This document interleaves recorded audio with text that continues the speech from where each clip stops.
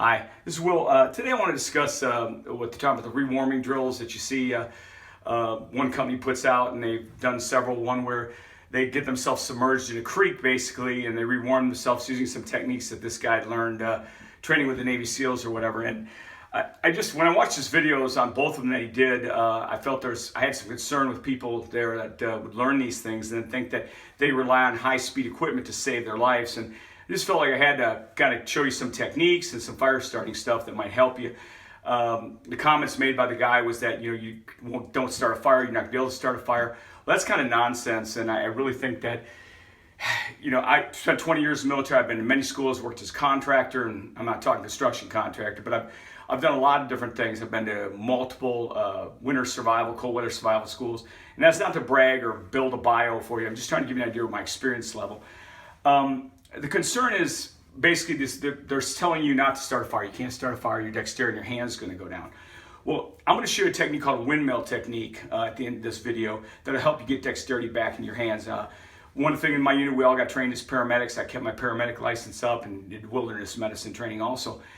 I'm trying not to talk too fast, but I'm trying to make this quick and sweet and show you a few techniques to kind of give you a kind of a different opinion on that rewarming drill. In the military, they teach the rewarming drill, and the reason they do that is they want to build confidence in you. They want you to have confidence in yourself and your equipment. And just like Ranger School or anything else you go through, they sleep deprivation, they try to push you to limits, extreme, and when you think you're exhausted, they push you some more. Well, that kind of training is great and all, but for civilians or for people who are camping or people who are elk hunting in Alaska or whatever, that might just get you killed. You need to be able to start a fire. Anyone that lives out west, I guarantee you that hunts, knows how to start a fire. And this video isn't necessarily geared towards you. It's geared towards people that live, areas where they don't necessarily start fires very much, don't have a lot of practice at it. And just see that video and think, well, I'll just go out and buy this high-speed gear he's telling me to buy and it'll be good. Well, to get to the point and move on, one of the videos he shows where they fall in the creek, they submerge themselves to get out, they throw up a tent, they put it in a sleeping bag. That is exactly what they do in the military, Marine Corps, and some of the other units.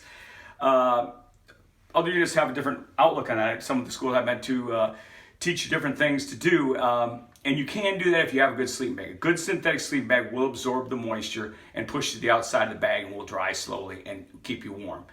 However, if you don't have a good synthetic sleeping bag, you got an older one or a cheaper one made in China with maybe the old type of synthetic fibers, or even some of the old hollow fill fibers that were made in the sleeping bags of the day, don't do as well. And if you got a down bag, well, then you're going to be a popsicle if you try to do that. You slip into a down bag, even if it's one of those waterproof, one of the top Zodiac bags, it's going to get wet and you're going to be a popsicle. That's why I want to give you some other suggestions. The other suggestion is that you fall in the creek, they have these guys get out and they walk off and they're going to burn off that energy. And he also says don't start a fire. Well, to take and walk off, and that's true, you will dry your clothes. And I hope I'm not talking too fast. I don't want to bore you with this. I just want to get to the point. If you walk off like that, you can burn off and you can cool off. And in a tactical situation, you can't start a fire. But you're not talking that. You're talking elk hunting here. And if you're worried about dexterity, says you can't start a fire, why would you want to storm off the mountain when your legs are like tree stumps where you can fall and break an ankle or break your leg? And then what are you going to do? You're going to start a fire then? What we're taught, and the way I'm going to tell you what to do and what I recommend you do, that's up to you however you do it. Use that time that you have to find a windbreak somewhere, whether it be up against a rock cliff, a wall with trees or whatever. And when you find that tree break, then start picking up as much dry timber as you can find. Now, if it's raining or snowing, you're going to have to improvise. You may have to use the shelter of a tree. You may have to use some sticks. But this is all going to help you keep your body warm because you're going to be working up. What we were taught is to do basically squats. You squat down when you pick up all your lumber. Pick up your 3 types of timber. I have another video on that. You want Tinder, but not the dating app. You want Tinder, the small stuff, start the fire. Medium-sized wood, and then fuel. Start picking all that stuff up and gathering it up to get a fire started. Find a good windbreak somewhere. Set up your little fire lay. And then I'll show you how to do the windmill technique. Well, basically, the windmill technique will force blood back in your hands. This is taught in Norway. It's taught. Wilderness medicine teaches this. I believe Dr. Donner, one of the renowned people that teaches wilderness medicine, shows on one of his videos. You basically are taking your arm, and I'm going to have to have my wife to back up, because what you're doing is you're basically just swinging your arm as fast as you can. You can do both arms if you want, and swing them as fast as you can. I know it looks crazy, sounds crazy, but see how my hands are turning red? It will force the capillaries open and cause blood to go back in your hands so that you will actually you can move forward. You will actually get blood to your hands, circulation back. Because when the body gets cold and you are submerged, I've learned this many times in the military and as a paramedic, your body shunts all that blood from your extremities to your core to keep your main arteries, your heart, your liver, all that stuff functioning properly. You can't overcome that by doing that. Also, by doing the squats and picking up your lumber and your timber, you're generating the biggest muscles in your body, which are your leg muscles, to generate heat, which is also going to help dry your body. And if you're wearing the high-speed clothing, bingo, more for you. Good job. You can afford the good stuff. I think that's a better idea than storming off and maybe tripping and breaking your ankle. Maybe your head's not in the game because you're frozen, you're panicking, you don't get your direction right, and you don't make it back to your camp. If you're a mile from your truck, that might be okay. If you're a mile from your spike camp, where you got a tent and you're sleeping bag, it might be okay to walk off to that. But if you're more than a mile from where you're going to go, I don't recommend you go stomping off trying to burn off your stuff. You're not in a tactical situation where you have to worry about enemies shooting you or whatever. You can build a fire. And at the end of this video, I'm going to show you some of the techniques, with all the stuff that's available today, pyro putty and all the things that are out there. You don't have to be a fire laying expert. You can buy a kit for $7 and you can start a fire. I guarantee you in a rain and snow with a little bit of practice. And if you're going to hunt out west, you need to practice it. If you're going to camp out west during the winter and cold weather months, or in Alaska especially, Alaska's a whole new game. I went to 2 survival training schools with the military in Alaska, and it's a whole different game. Let's talk about some of the quick things, fire starting techniques that you can use.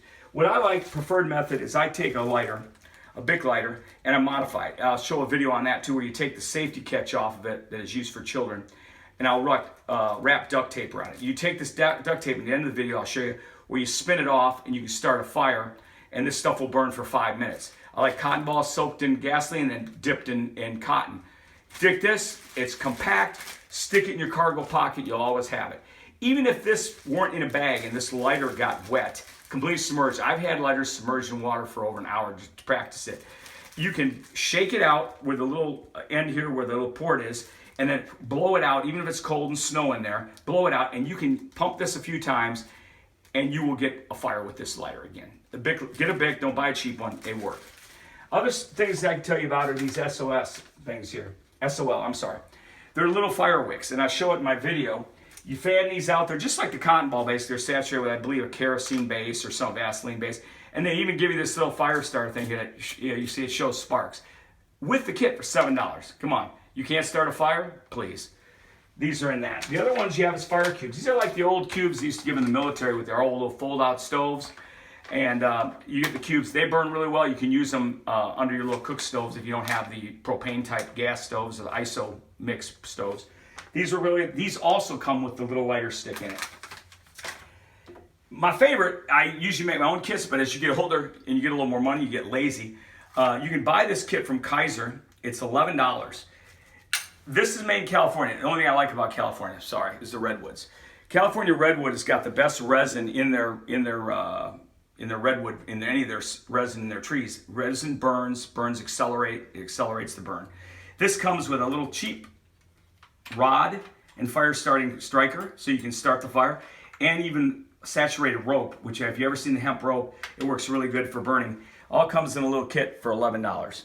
And it's basically waterproof. I mean, you get this stuff wet, believe it or not, this stuff will burn. And this is $11 with the rubber band, and it even comes in a plastic bag. I use this in my base camp. I keep this in there just in case I have a problem getting a fire started for any reason. I usually don't. But I kind of like having this as a little emergency backup kit.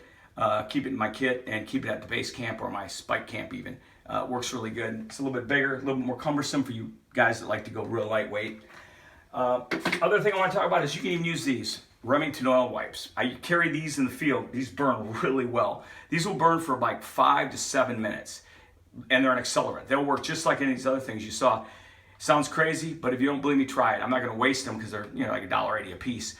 They're in an individual packet. They're sealed. You wipe your gun down after a rainstorm, and you can actually take this after you wiped your gun down and start it on fire, and it'll burn for 7 minutes.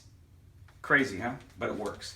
The next part of the video I'll show you will be, how to modify the lighter. The reason I made this video is just when I saw that I was concerned all the years I've done different things, military and other things in my life, I felt like, it's great to have good equipment. It's great to have this synthetic bag you can jump into and it will work for you. But to rely solely on that is really not a good idea. You need to practice your fire starting skills. whether it's taking your kids camping or it's going out in your backyard. Like I have a fire started pit in the backyard, and practice starting fires if you're going to go out west hunting or you're going to go out and do some snow camping. Especially if you're going to Alaska, you need to know how to make a fire. To tell somebody you're not going to be able to make a fire, use the windmill technique. If you think I'm crazy, you can look it up. I think Dr. Donner has a site on wilderness medicine. You can look it up. The Norwegian military has shows the windmill technique in some of their training that I've been through. Basically, think about it. Force blood your hands. You can get it. Do squats. Pick up your lumber. Don't run off. If you have a tent, you have the gear. By all means, if you fall in the creek and you're right there, go ahead and slip in your sleeping bag, slip in your tent. One more thing I'll tell you that I've learned that works really well.